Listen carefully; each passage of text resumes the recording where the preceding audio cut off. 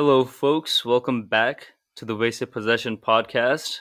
Today I'm joined by my co host, Stick Piano, and we have a brand new co host. Z, why don't you introduce yourself? Yeah, Z was brought in by the Wasted Possession guys to help out with the draft competition on Twitch, and now they've realised that I can talk about just about anything without taking a breath, so they've invited me on the podcast too.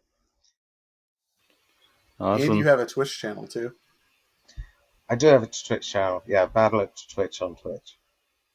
Yeah, And you'll have all that information. We'll have all that information in the description too. So if you want to give the new host a follow, it's all there too. So check them out for sure. definitely. Also, I forgot to say hello. This is Rish. But so, God for Z. that, I was wondering who you were. So Z, why don't you let's just start with kind of like Twitch and how you got your start on Twitch. I mean, in many ways, I'm not entirely sure I ever have got a start on Twitch. It's definitely been a struggle personally to kind of grow my channel, but I think I was a very late adopter to Twitch. Like I knew what it was, I knew of its existence, but it just it didn't strike me as something I'd be that interested in.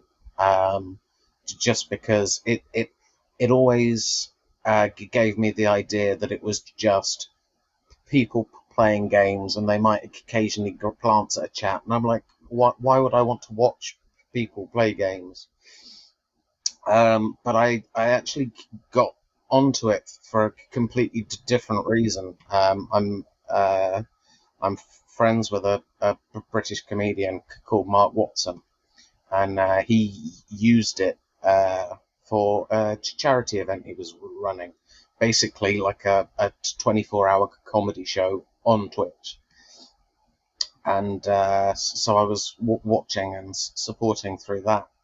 And just whilst I was there, it was advertising other channels to me, and I just thought, hang on, those people actually do look like they're playing games and talking. Like, there looks like there's some conversation.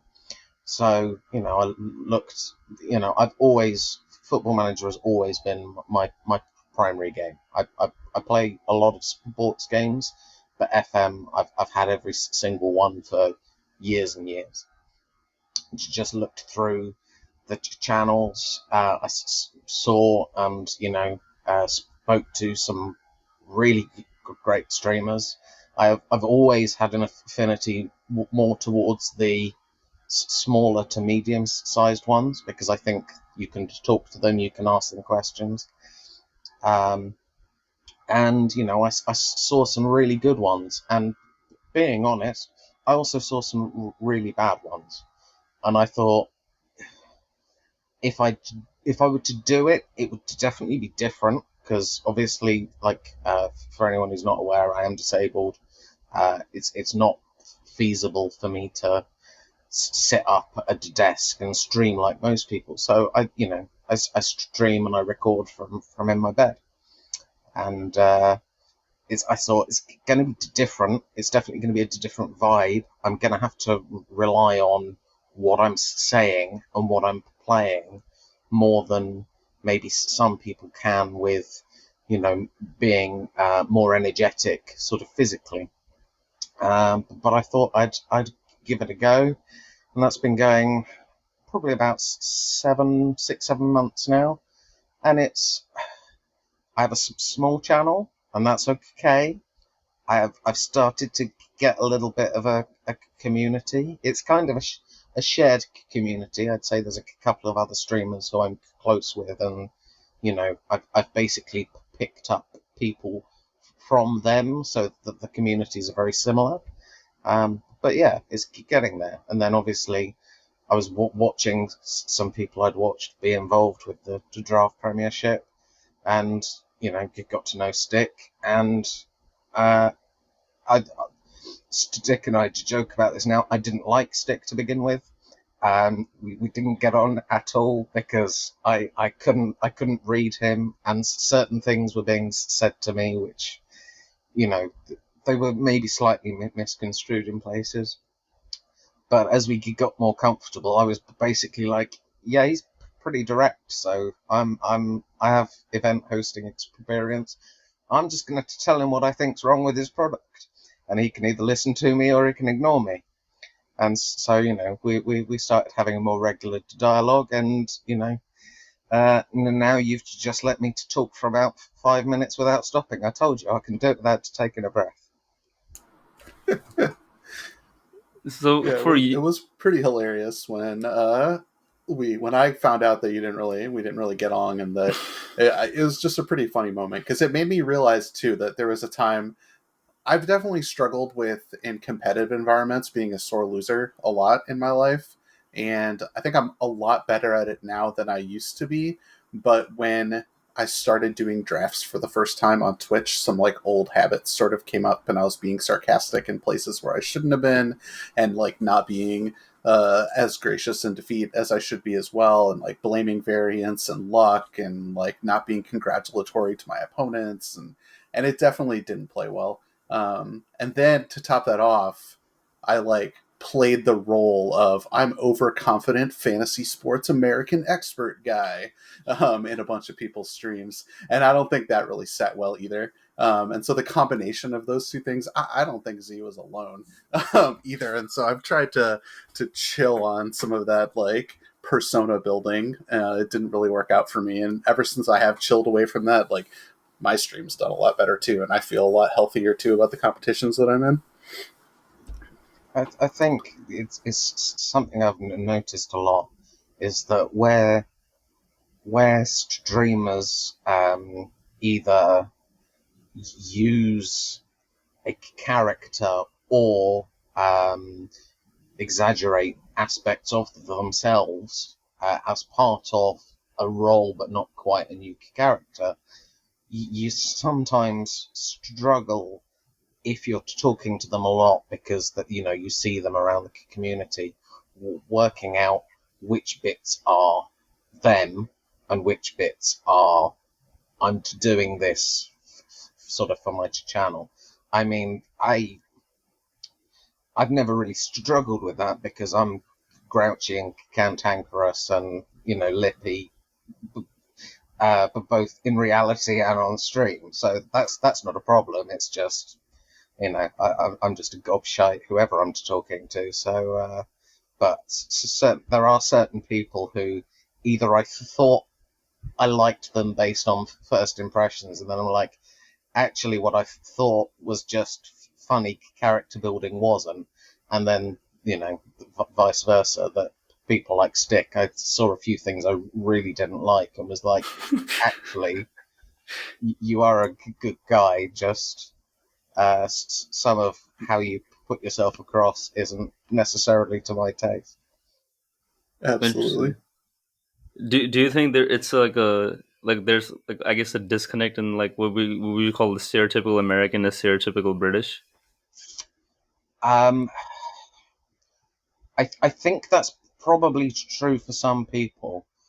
I don't think that necessarily applies to me as much because I don't view myself as particularly British. Like uh, obviously both Britain and America are deemed to be quite patriotic, flag-loving countries. I'm absolutely not that. I don't understand patriotism. As far as I'm concerned, there's nothing to be inherently proud about where you fell out of your mother. That's just my opinion.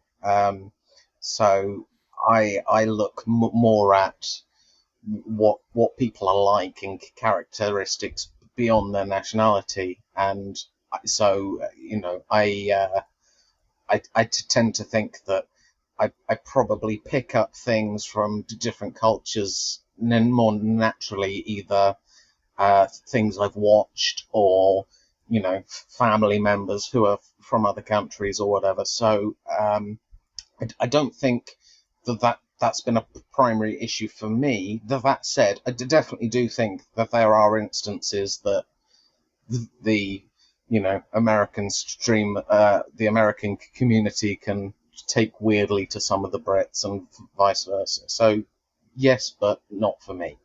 Yeah. So for your community, obviously your community has people from pretty much all over the world. So how do you feel that your community has developed? Has there ever been any blips? And do you feel like you've absorbed, I guess, a characteristic of your community? Um, I would say at this point, my my little one is still mostly British and Irish. We do have some people from other countries. America, got a few from Scandinavia, but I think um, because my natural personality is to want to entertain, but to want to do it with quite a brash and slightly belligerent sense of humour. I think it translates reasonably well across most nationalities. It's more that kind of sense of humour. I think people either like it or they don't. I think there's examples of that kind of style in most cultures. I think you would struggle to find a country that doesn't have some comic influences from that kind of more brash, in your face vibe. So um, I think for me, it's more about just making sure that if people are there, it's because they like essentially me for me. Um, I'm not gonna tone this down or amp this up. That's not an interest to me. It's somewhere where people can come in, they can be themselves. If they need a moment of serious conversation, I can do that. But also for the rest of the time, I'm just gonna encourage them to muck about and to dick around, and I will almost play the role of sort of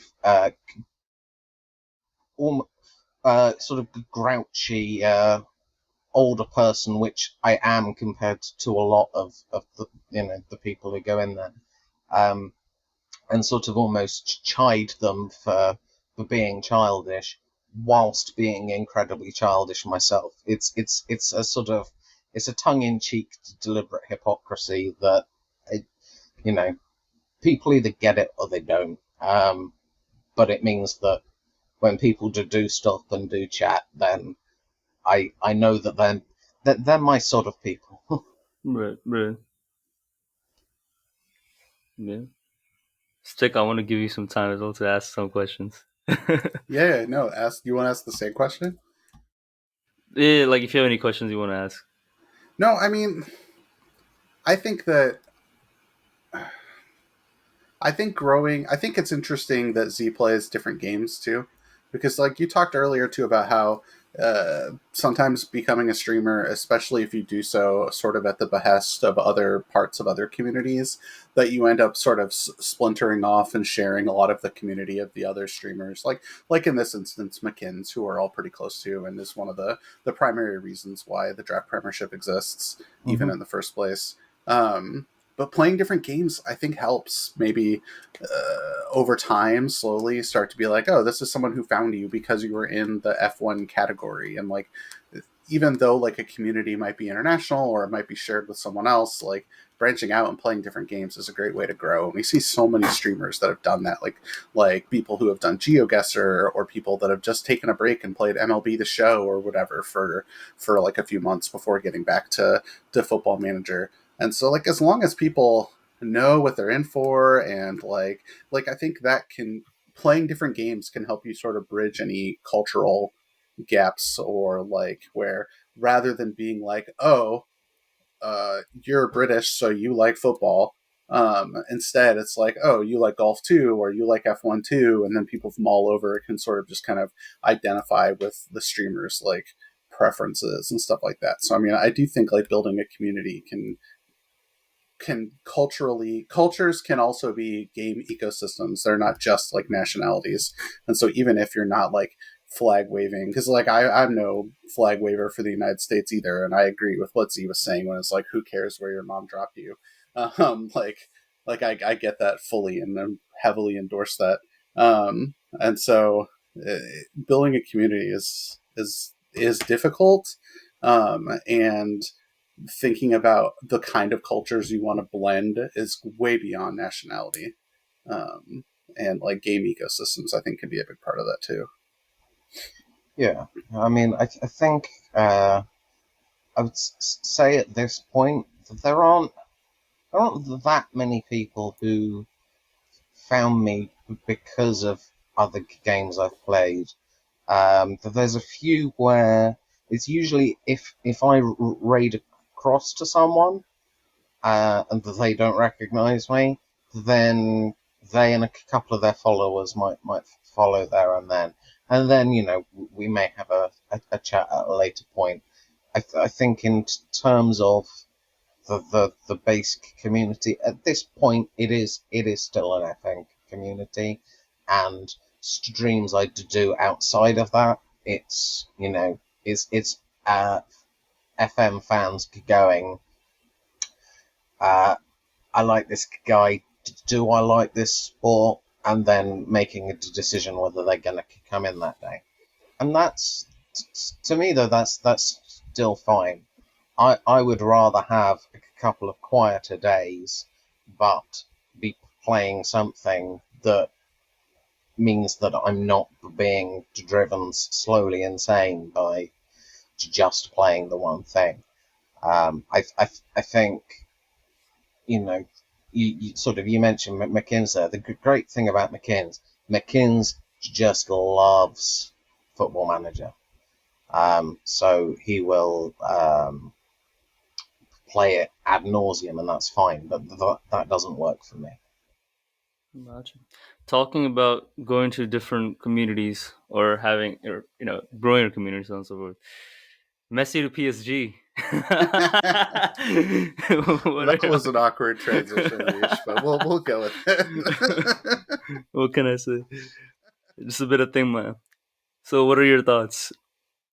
I mean, I did Stick knows what I think, because I said it on our broadcast the other day. I really struggle to care, and it's not because it's a foreign transfer story at all.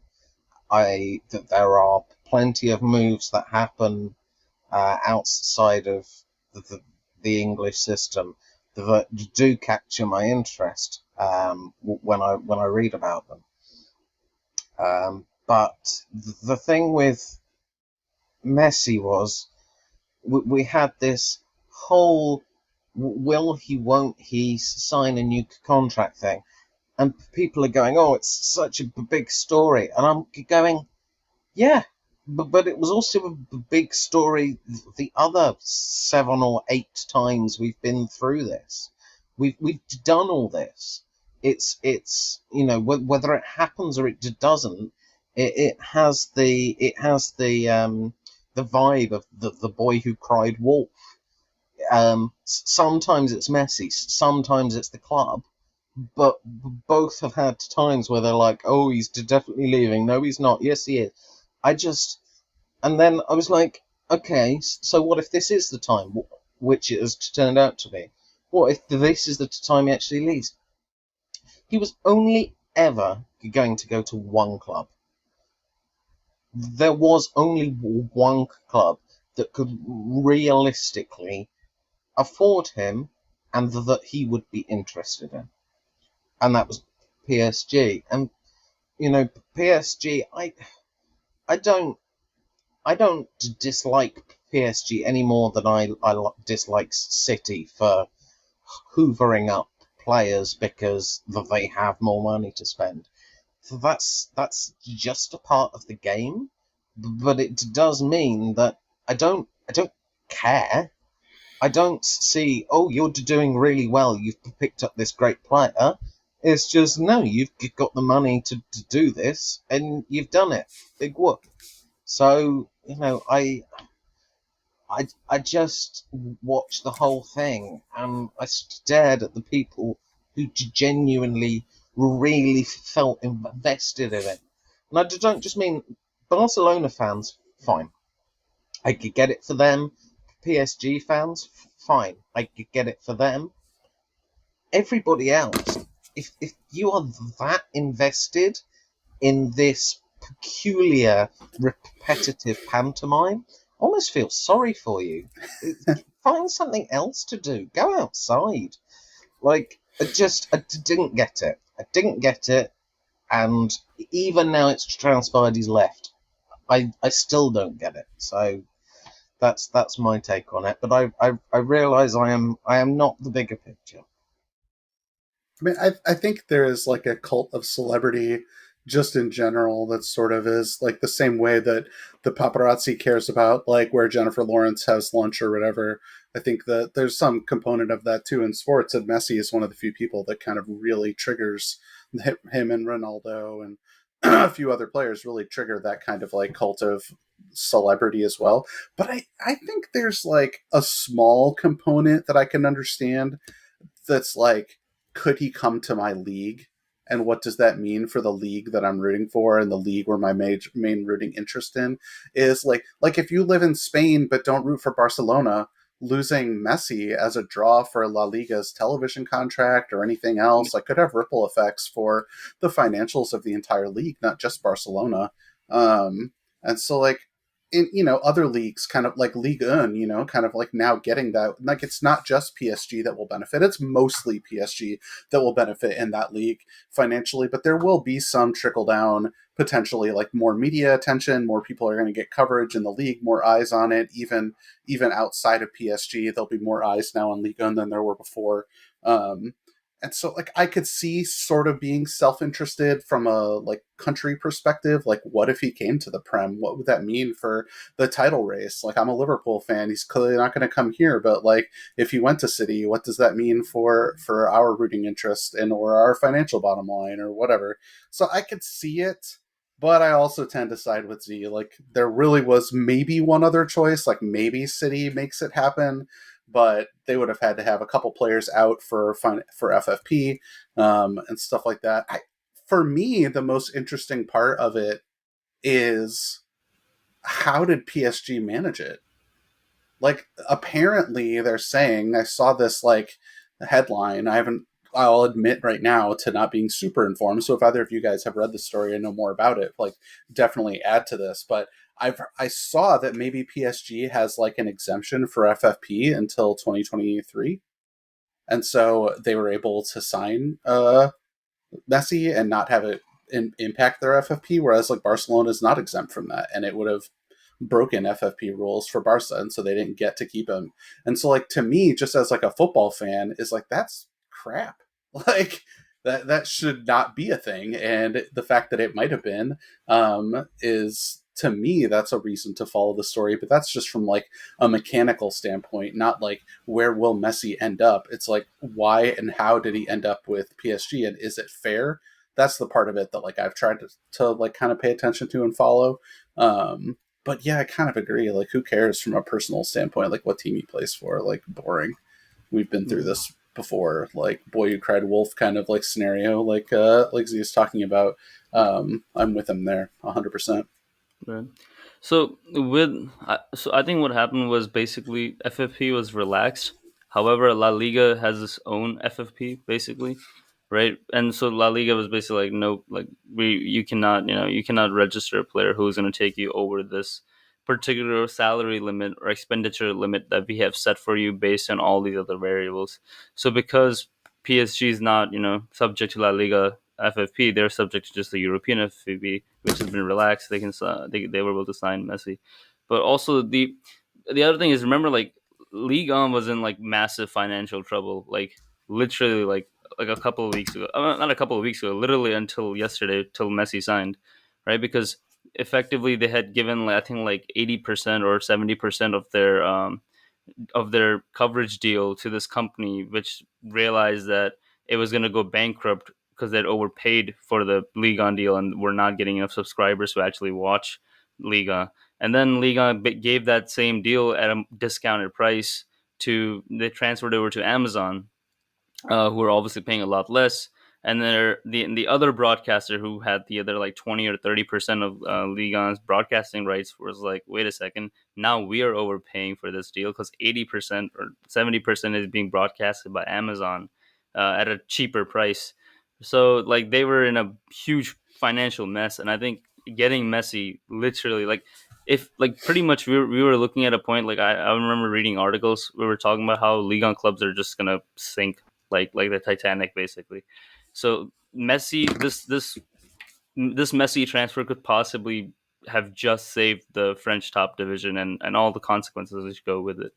And the other thing, I guess, the and is which I suppose is the biggest reason why people kind of care about this, is that emotion is like, look, yeah, I grew up in India, and because in India, Messi is like, it's a feeling. Like not just India, but really all over the world. You know, a lot of people got into watching football because of Messi, right? Well, Because it was it's that cult of celebrity. right, Like some right, people are just bigger than the game yeah, in some countries, right? Maybe not right, in right, Europe, but the rest of the world.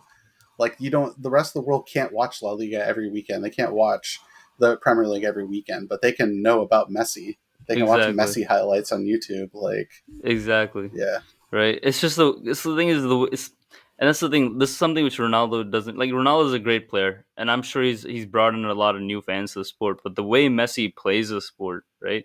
Just his touch, the way he dribbles around, like it's, and the same goes for guys like Iniesta and Xavi, right? Like, and like guys like even Alexis Sanchez, right?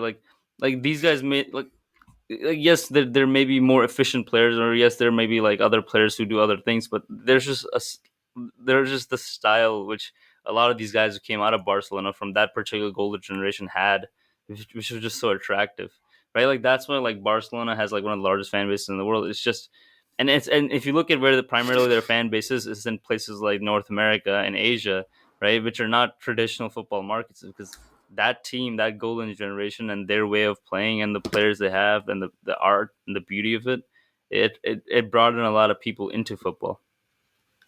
yeah, absolutely. And I think that is the part where like a British fan might be like, we don't have any players in our leagues that elicit that same thing, and so Mm-hmm. it's like obviously Z's bounced, but like I don't want to put words in any British fan's mouth, but I think the way that, I mean, I guess since have has do you think England's had a player that approximates this level of celebrity since Beckham? Because like Ronaldo wasn't it yet. Like No, when no, Ronaldo left, he wasn't it. yeah. Um, and I don't really know that there's been one with the level of charisma that Messi and Ronaldo have, and with the like impact on the global. So something similar to Messi, you know, like a person who spent his like who grew up at a club and then has moved to recently rich Middle Eastern money coming in club. Jack Grealish, going from Villa to Man City. Obviously, much different story from Lionel Messi breaking the British transfer record, £100 million. Z, as closest to the epicenter of what's going on, how do you feel about this? Well, and a Birmingham City fan too, right? Yeah, So double close. yeah. That's any new story involving Grealish is guaranteed to make me feel slightly sick in my mouth. Um, I think it was an inevitable that he was going to leave Villa this summer. Um, there comes a point for anyone where if you are really that hungry for success, which it has been pretty evident that Grealish is. I mean, judging by things like him switching his international allegiance from Ireland to England, people who do that, you know that there's that kind of hunger and desire to test yourself at a higher level. Whether that's right or wrong, I'm not making a judgment on. But he was playing at a level where he could help Villa grow. And so he was growing with Villa. And so that kind of worked. But what we saw last season was Villa, as much as I hate to admit it, had a really good season. They were really strong last year. And I think he got to the point where he's gone, I'm not sure that this club has the spending power or at least the pulling power to make the step up to the next level. We've seen Leicester do it the last few seasons, but otherwise it's been a long time since a team has managed to break through that. So that becomes the point where you go, is this enough? And if it's not enough, you have to move. And for me, 100 million for Grealish, I mean, I would generally say for British players moving to another British team, you're basically paying about double. So 50 million is that his value? For me, maybe a little overspent, a little. If we'd have been talking about 80 million, and I'd have been saying, well, 40 million minus the British tax.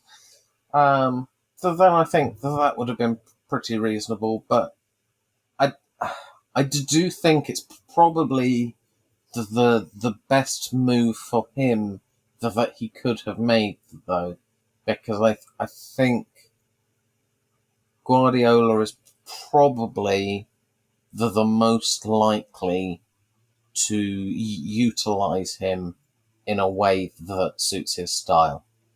And all of this pains me to say. Like, I really try not to be too biased and full of hatred towards our rivals, but Grealish I've always viewed as a snivelling little weasel.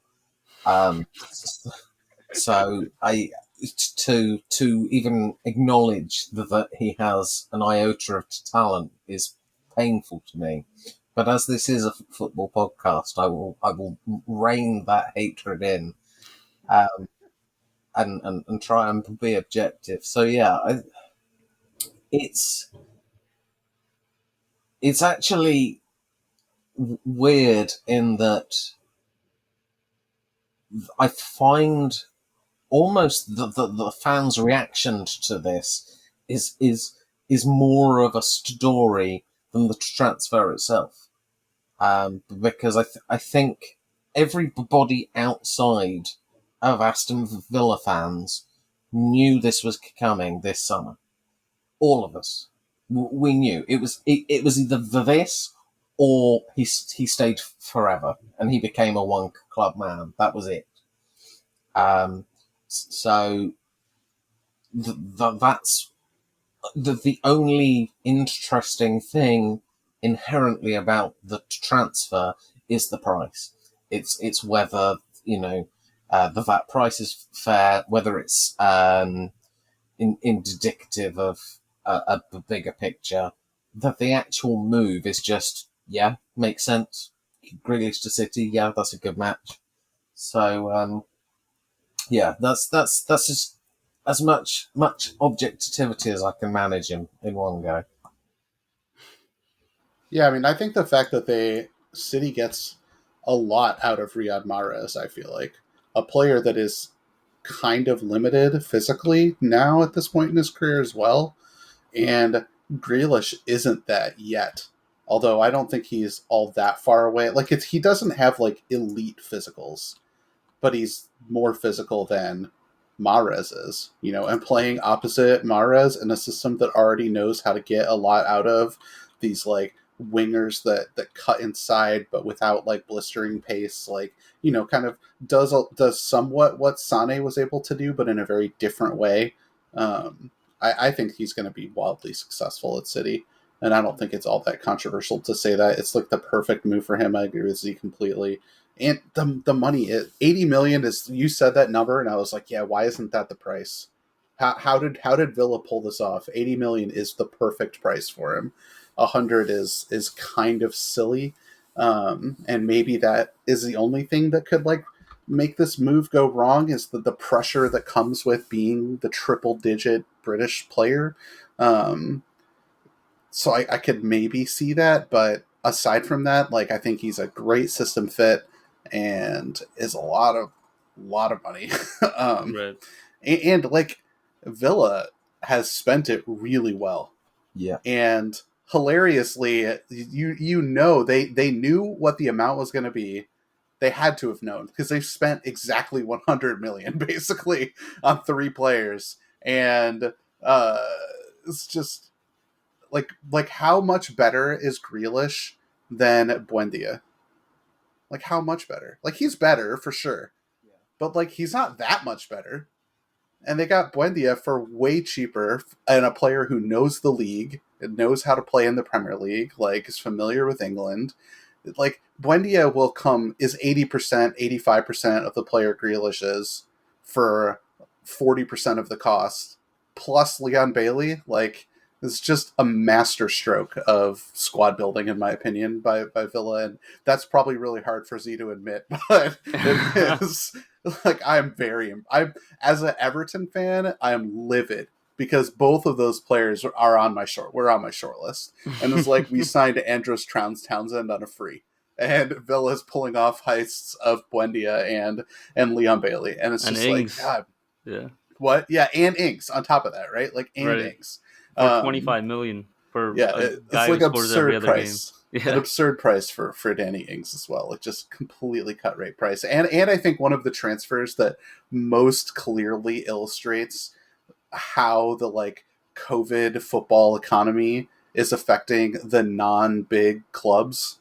So like City still have money to spend because their owners haven't been as affected. Like Daniel Levy needs revenue from the stadium and needs revenue from ticket sales to make ends meet. The like owners of Man City do not. Like it is nice, but they do not, right? Their sponsorship deals and their own deep pockets from the industries that they're a part of were not affected all of that much by COVID. Their fortunes were safe. Like Daniel Levy, not the same, right? Like as one example, like the Southampton owners, not the same, So like Danny Ings, they need that 25 million. That's like keep the club afloat money, pay like people's checks for most of the season money, and like they can't even afford to replace him really. Whereas, so like those clubs are in trouble. Like I thought that Everton would still spend. My impression was that Moshiri's money wasn't really affected by COVID all that much, and they aren't like they have Goodison. Goodison's like is a money pit. It's not like a revenue generator. So like already they've been able to spend money without ticket sales and without like much merchandising. And so I thought that would continue, and the fact that it hasn't has been shocking to me. It's disappointing, but at the same time, this sale has enabled Villa to dodge that same issue that Southampton has faced. Like the fact that they were able to hold out for that extra 20 million means they get Danny Ings too. Like that's just insane. It'll be fascinating if there's ever like some kind of documentary or special on not just the Grealish half of this equation, but like how they were able to get these other players from these other clubs. Norwich have done well too. 40 million for Buendia in this economy for Norwich is really good money, or 30 million or whatever it was, like in that ballpark. That's really good money for Norwich to get for Buendia, but yeah, that's what makes it interesting to me is the fallout of the deal and how well Villa spent it, and the players they bought, what it means for their clubs too. Like Leverkusen need that money for Leon Bailey to stay afloat, and if they don't get that money, they're also in trouble. So like there's just like like they needed Damari Gray off their wage bill, so they sold him to Everton for 1.7 million. Like all sorts of, like, there's so many moves like that that are starting to happen and trickle in, and I think it's going to be crazy. I think like the last week of the window is going to be insane because so many teams are like trying not to blink. They're like, we have to get 5 million more. We have to get 10 million more. Like, if we don't, we're screwed financially. And so they're just like not selling. And Right. then, but at some point, they're going to be like, well, it's We have either to. 15 million or nothing. I'd rather 25, but we got to sell. I think they'll, and I think there are some Premier League clubs, because of the TV deal and because of some of the ownership groups not relying on ticket revenue, that there are some Premier League clubs that will be licking their chops for that last week of the transfer window. We'll see. I mean, it might not happen, but I I wouldn't be surprised if it's No. just completely silly. 100% agreed. I think what's coming out of Liverpool, in terms of like the red side of the transfers, is that the reason Liverpool is not spending too much right now is that Liverpool has plans to bring people in, and obviously they're more likely to bring people in if they sell guys like Origi and Shaqiri, because at that point they still got to build the squad, right? But no matter what, they're gonna spend money, but later in the transfer window, probably because Liverpool is looking around, going, all right, there's gonna be a lot of good deals available later down the line when all of these clubs are like, okay, we need to stay afloat this season and we need to sell that one star player, or we need to sell that other, role player, or so on and so forth. I think what again, it pains me so much to see Villa having a really good transfer window. But one thing that hasn't been mentioned, and I know Dick said that they clearly had planned through each move that they were going to do to accompany this Grealish transfer. The one nobody is talking about, but which to me is actually the smartest of the lot, is Grealish has been the Villa poster boy for ages.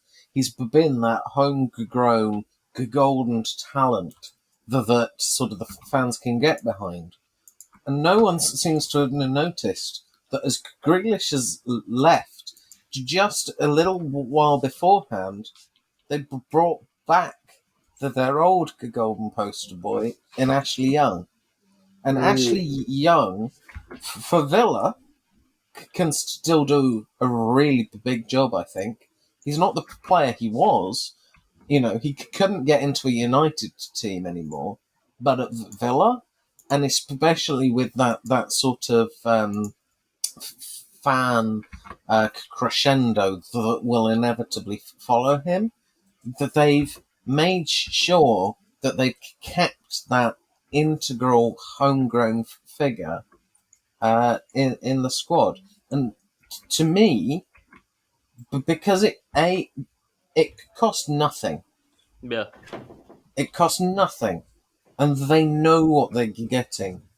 With a player like Ings, yeah, 25 million for a fit Ings is a steal. But will he be a fit Ings? We know that he has dodgy knees. But Buendia has been a championship bully. Can he do it in the Premier League? I think so, but it's a risk. Davis. Davis, the pace of the Premier League, the physicality of the tackles, can he deal with that? Probably, but it's a risk. Young coming back, it's the perfect transfer. It costs you nothing. It floods hope into the club, and you're getting a good player that you know what you're getting from. That to me, smartest bit of business of the whole lot. Right, and to add to that, he just won Serie A, right? So like he's and also worked under context, right? His leadership, his experience, like what he's gonna bring to that dressing room, and that's the thing. Like Grealish is a great player, right? And I'm sure he is probably one of the big positives, like especially mentally speaking. Like he's someone, if he's in a dressing room, we're like, all right, cool, we stand a chance. But what the thing is, what Ashley Young brings is that he has that tangible experience of winning a league title, of winning multiple trophies, really. And Mhm.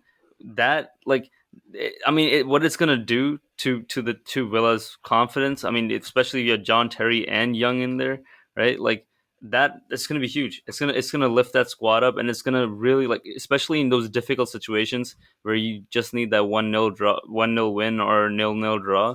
Like, you need guys like Young to go, boys, we're gonna hold on here. Like, you cannot give up at this point. Like, this is 5 minutes left on the clock.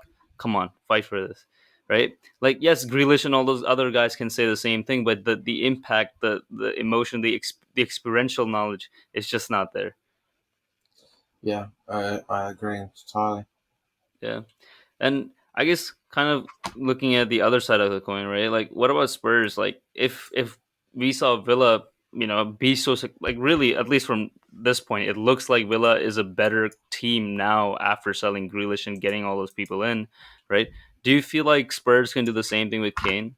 And they can definitely get over 100 million for Kane.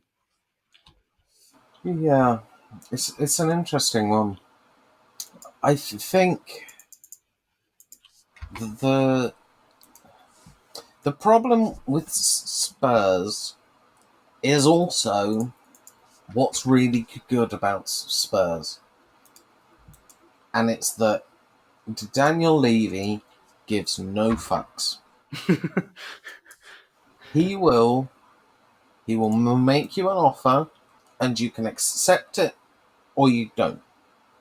You can make him an offer, and he'll accept it or he won't. And I imagine that in business, where he's probably, fairly near the top of everything he's doing, and he can intimidate those sort of smaller businesses below him, I would imagine that has made him a lot of money. A lot of money. In football, you're going to battle with people who are in the same situation. They've done the same things. Even some of the club owners in lower tiers, they are still minted.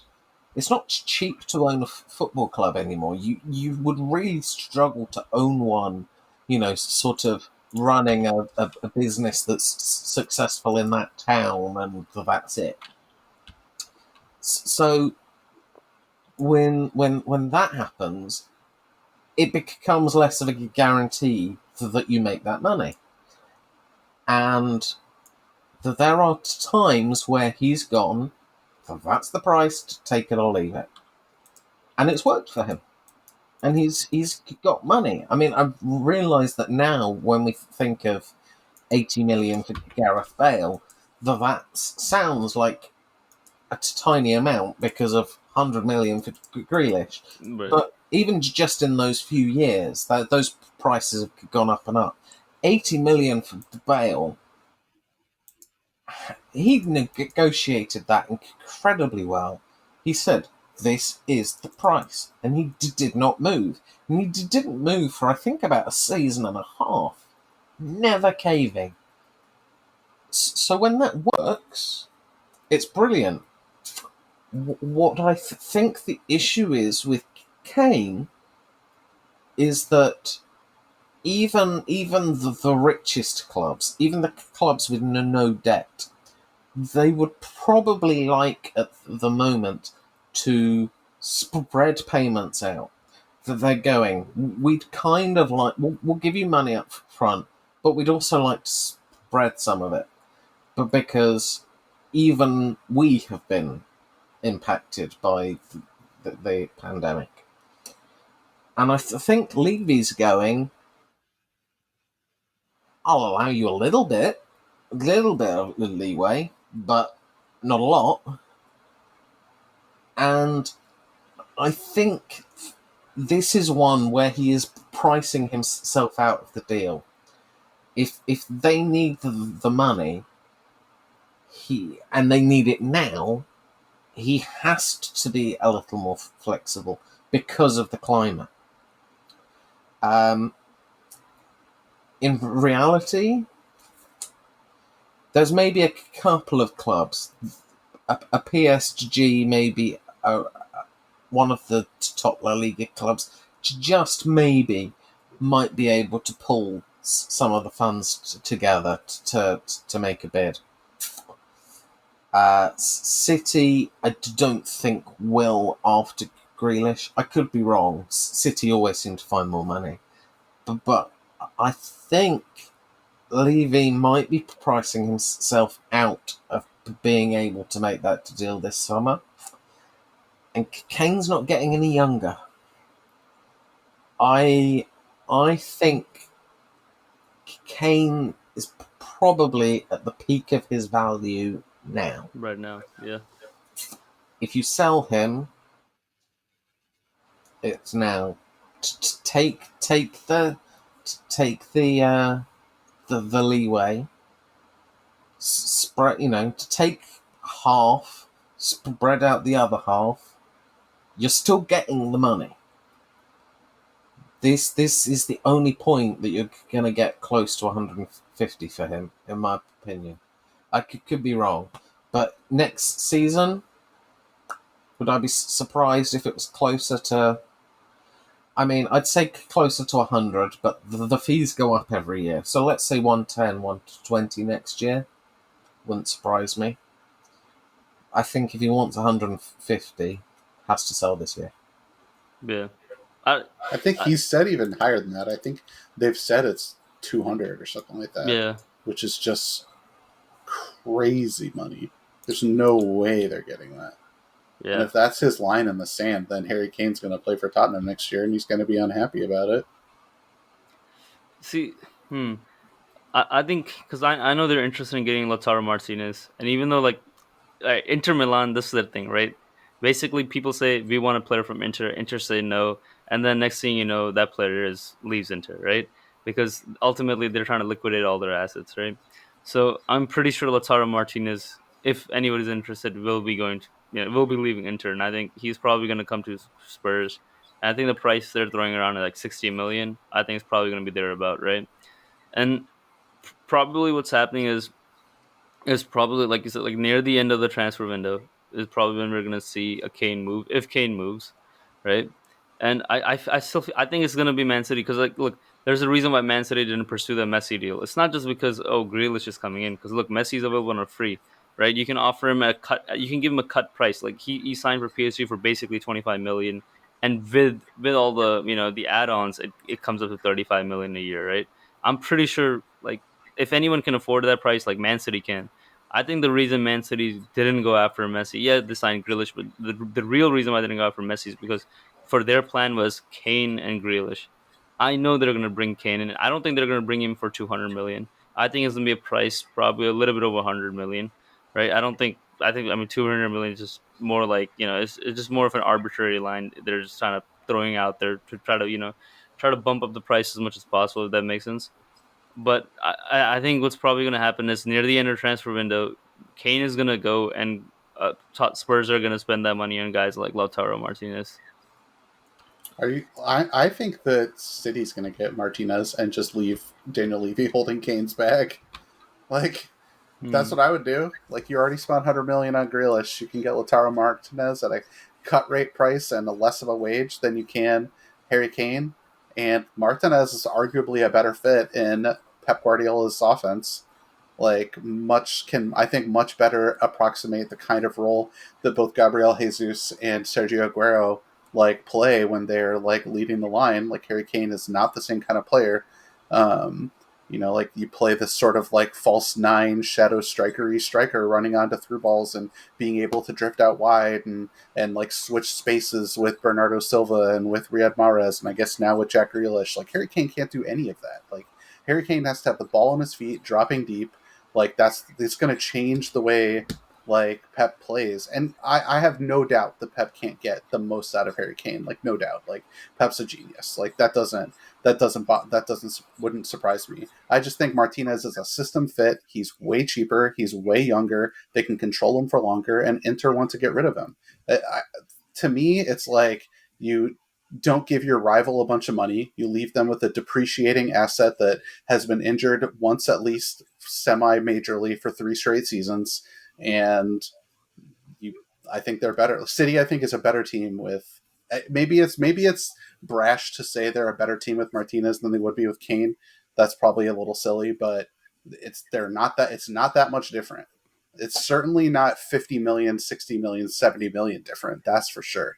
Um, and so if it were me, that's the move I would make. But also, like, I'm always going to tend a little bit towards the Moneyball efficiency angle, and I'm not sure the Sheikhs like think that same way at City, and it's not as necessary for them to think that way. But like, I think you just leave Tottenham holding the bag. If personally, like, I mean, on a personal sort of logical level, I'm inclined to agree with Stick, but at the same time, I think one of the major things is that if we look at Levy's transfer dealings, if there has been ever a little bit of flex, a little bit of sort of bend in his negotiations, it has definitely not been when it involves another English club.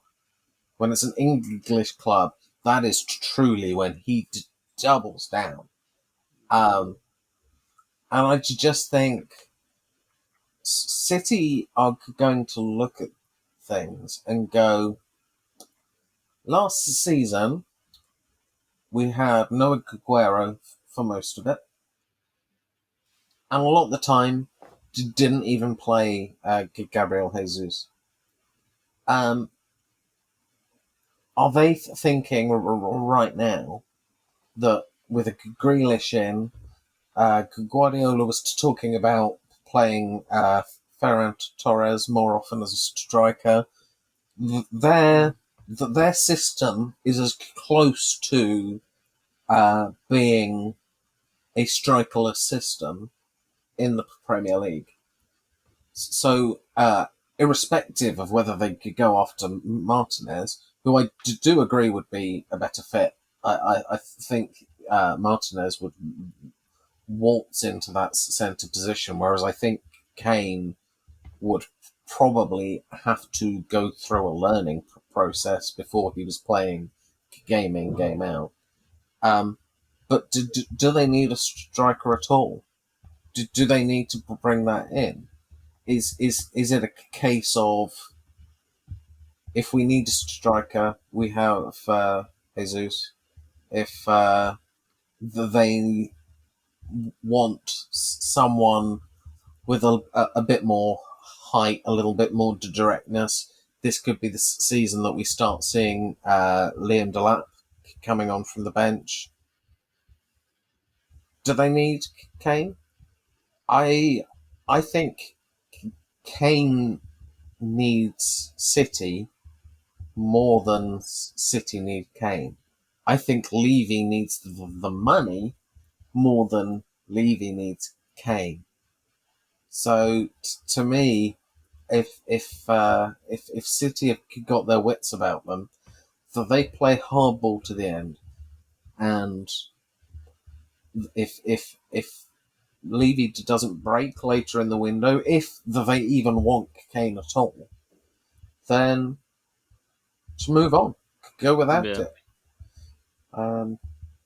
So yeah, I'm not as convinced as you that we will see Kane in light blue. Yeah. Yep, same. I agree. Yeah, actually, I changed my opinion. I agree with you guys. I agree with you on Lautaro Martinez. If City, but also I guess the one counter argument to that I see is probably brand value, right? Like Kane is a bigger brand than Lautaro Martinez. Like I'm sure if City buy Kane, the amount of jerseys they will sell or the kits they will sell, like it's gonna be significant. It's gonna grow their brand significantly. It's gonna probably relegate Tottenham in terms of relevancy, right? And add a lot of brand value to City. But I get it. I mean, Martinez, I feel like is still, he's. I mean, he's pretty much just almost at the world class level. He's definitely an elite player. He just won the Copa America. He's available at an extremely discounted price because Inter Milan and their parent company is running extremely low in funds. So, yeah, if all the stars align, yeah, we could see that. Also, other guys like Jonathan Davies and so on and so forth are also available. There's a lot of great players who are available at very low prices in this transfer window. And like for example, like Ings going for 25 million. I mean, if a player of that quality is going for that low price, imagine someone like Jonathan Davies who just won Ligue 1 with Lille, who's a Canadian, so he's going to give you a huge market, which is pretty much untapped at this point, except for a little bit of Alphonso Davies. He's a striker, so he's going to be much more prominent than say someone like Alphonso Davies. So you're going to get a big, stronger foothold in a North American market, which they're trying to get, and he scores goals and he's done it at the highest level, and he beat PSG to a title, So so I mean, and there's a bunch of other guys who are like that across Europe, and even, I mean, even already if you look at even if you look at Spurs' current transfers, like they got Hill for what, like 35 or less than 35, right? How much like Hill is a fantastic young player. Like I just saw him at the Olympics, and I know the Olympics are a youth tournament, but dude, Hill was, I mean, he stood out like head and shoulders above pretty much everyone else, right? Like when you're out there outshining Pedri at times, like you're a special talent, right? And he's technical. He's someone who, I don't know if he's going to be at Spurs for long term, but he's going to be a good player. He's going to be a great addition to the side, and let's see what happens. And if they decide to sell Kane, like if you want to sell Kane, like this is the perfect time because you can still get a decent price for him. But more importantly, you can buy a lot of great players with that money at cut prices, which you're not going to be able to do next year because guess what? Next year, fans are back in the stadium. Like small clubs are going to be making money. And guess what? At that point, when fans are coming to stadiums, holding on to those marquee players is more important because they draw in a bigger crowd. So it's gonna be a different dynamic next summer, and this summer is when the golden gooses are really out. I think the only other thing we haven't talked about in terms of this Kane transfer is how relevant is the English nationality for European football. Yeah, Like football manager fans all know about how important it is to make sure you have enough homegrown players at your club. And I'll admit to not having looked to see what kind of shape City is in terms of the like British nationality grown players, and obviously like Harry Kane fits that mold just like Jack Grealish does. So do they need two players? Does that keep them out of the Lautaro Martinez sweepstakes if they can't like afford to roster another foreign attacker, that it has to be British to really make sense for them squad building wise? So that's the other kind of dimension to these transfers that we haven't totally talked about, but is something that definitely matters right. for the like recruitment policy for City. And if that's the case, then I think you might be right, Reish, that like the Kane to City is kind of inevitable. If they are in a position where it has to be someone British, then there's really no one else to buy. Like Everton don't need to sell Calvert-Lewin. Like Leeds don't need to sell Patrick Bamford. Like what other British strikers that are going to be available Yeah, that could fit in like a City system? Like there aren't really any. So it's Kane or bust if you're City. If the player they bring in has to be British, um, and that I'm just like not yeah. sure of. I mean, see, the thing is, City could always just see. I mean, City don't necessarily like the other option City has if when it comes to the whole idea of bringing a British player for the Champions League. Like they could bring in a left back who's British or like a right. Like they could bring in someone else in a different position who's British and still kind of meets that quota. Also, they have a lot of youth players who are British and who are extremely talented. Who they can be like, hey, for the Champions League squad registration, we're going to register you, and you don't necessarily need to play, right? So I mean, there's a lot of dimensions to it, and obviously when you have pockets as deep as City and a lot of different clubs across the pyramid who are willing to sell players at a cheap price, like you can like you're in a pretty good position when it comes to the Hurricane negotiations. And talking about like young players like on cheap prices, like one thing I've noticed is for example with Liverpool, they've been bringing a lot of young British players, right? Like recently, Harvey Elliott came a few years ago, but recently they've got a guy from Newcastle. And what I'm starting to see is basically like pretty much clubs across the Premier League are adopting these different strategies to try to take advantage of this situation. And I'm sure City's already looked at all the strategies and has adopted variations of them. So really, like I know that like what we're gonna see in the next few weeks is the Kane transfer is gonna become more and more intense, especially after the Messi saga has ended. Now the Grealish saga has ended. But what people got to remember is that most likely there are so many factors involved that the Kane transfer realistically is probably not even going to happen. Yeah, I mean, it's it's it's an interesting one, but I just, with regards to the homegrown player, I'm trying to sort of work it out in my head about whether City would realistically need that, and honestly, I can't say that I think they do, because off the top of my head, I'm going. You've got Walker, Stones, Sterling, Grealish, Foden were all at the Euros. You've got Carson as the backup keeper. And then I know for a fact Nathan Ake is British trained. I am sure that there must be at least one other homegrown player. So I don't think they need it for that reason. I think if they're getting Kane, it's because they want Kane. I don't think there's any chance of them not meeting quotas, but um, I think it's going to be a purely uh, do we need this player from City, and a purely do we want to sell this player from Spurs, and that's it.